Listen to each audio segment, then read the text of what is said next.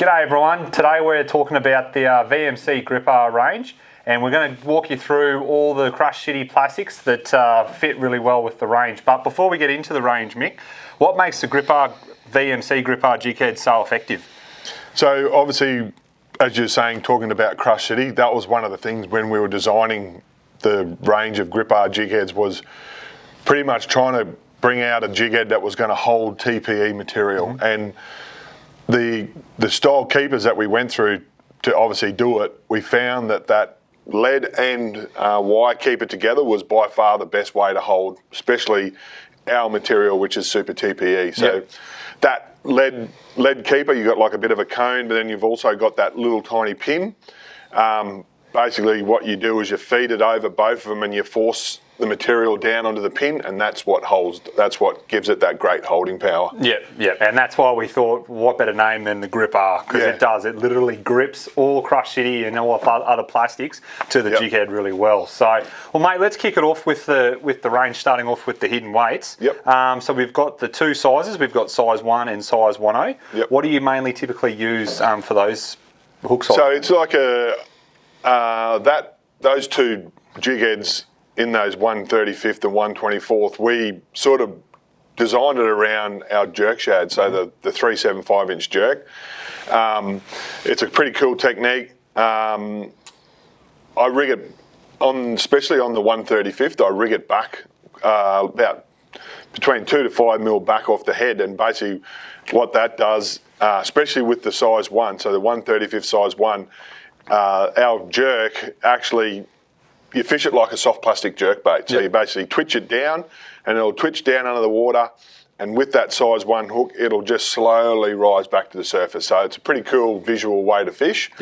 And then as you go up in the size 1.0 hook, it's just a really, really slow sink. And then as you go up to say the 1/24th, that's more designed around that soft plastic jerk bait where it darts around and just got a slow fall. So it's great for fishing man-made structure like pontoons and fishing underneath trees.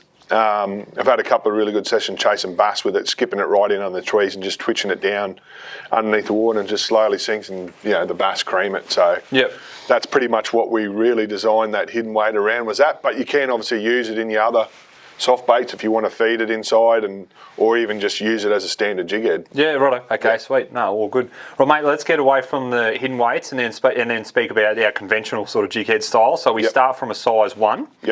So what would a size 1 be mainly used for? So size 1 would be our smaller bait, so our 2.5-inch creeper, and probably that would be pretty much it in that range, just in the smaller range. Probably a 2.5-inch imposter. Oh, sorry, yes, and our new imposter. I forgot about that one.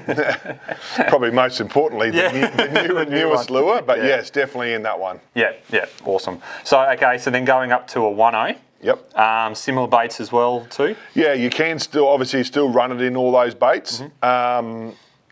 The creeper, that's probably as far as you'd go. I'd probably put it in there if I'm chasing bass or flatties or something that you got a little bit bigger gape in the hook and it sits back further in the plastic. 1.0 would be my main hook in our CrushCity jerk, especially chasing bream. So I like a little bit smaller gape on the bream because I've got such a small mouth, so I like that in our 375-inch jerk. And in our suspect is probably where we start with our heavier heads. For when you're chasing bass, that would be the first one we would use in that. And then again, that 2.5-inch creeper, you could put it in that, but I wouldn't go much further with that. That's probably more just a slow rolling technique, that bigger hook. Okay, sweet. Okay, so we've gone through the 1.0, so 2.0. So that's sort of starting to get a little bit bigger now for the baits, eh? Yeah, so 2.0 would be the CrushCity jerk again. Like the 375? So 375-inch jerk, that strolling technique now that's been popular on the bass. That 2.0 hook's well suited for that little bit bigger gape. The bass have got a big mouth, so it's cool for that. Again, our suspect in our heavyweights for chasing the bass on those school bass. And also our 3-inch imposter. So that's when you start putting it in the 3-inch imposter. That would probably be the starting point for our imposter. Yeah. And we've also got that new 325-inch creeper. You'd start it. That's that would be the hook that you would start in that one as well. Yeah, okay, sweet. And probably another one you'd probably also use, Mick, too, would be like the 3-inch heavy hitter. Yeah, you could run the 2.0 in it. Yeah. That would be a little bit smaller bait if you are, again, chasing those ones with the smaller mouths of brim, because the brim do eat those 3-inch heavy hitters. Yep. But yeah, that would be the starting hook in that heavy hitter. Yep. Okay, sweet. Well, mate, last in the finesse range is the size 3.0. Yep. So I'm assuming it's going to be similar to 2.0, but is there any other ones as well? Yeah. So again, the 3.0 you could put in our 3-inch imposter, our 325-inch creeper, our new one, our heavy hitter, 3-inch heavy hitter. Yep. Our new 3-inch suspect as well, so that's where I would start putting that 3.0 is a good hook for that, especially, as I said, the brim, flatties, all that kind of stuff. That's a good hook for them. And in the range, that's probably pretty much it in the way of finesse stuff. Yeah, okay, sweet.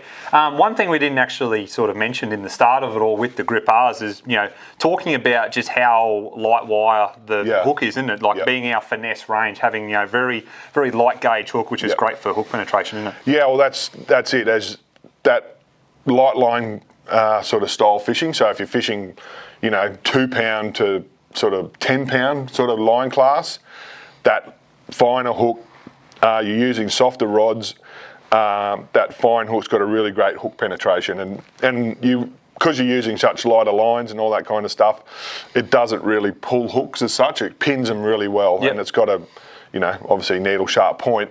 Obviously helps in pinning it with that lighter line. Yeah, 100%. And they're all, coated in that black nickel finish as well too, so it makes them super slick.